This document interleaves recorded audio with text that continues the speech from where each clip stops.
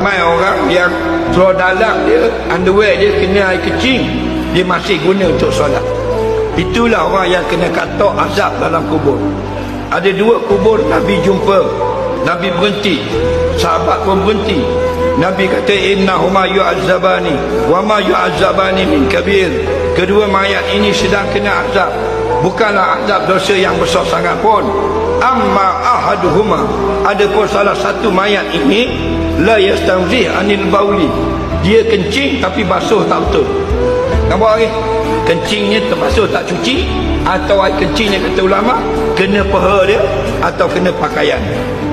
Termasuk yang kerja kerja pejabat, bang, kena di underwear kencing, lepas tu zuhur semayang.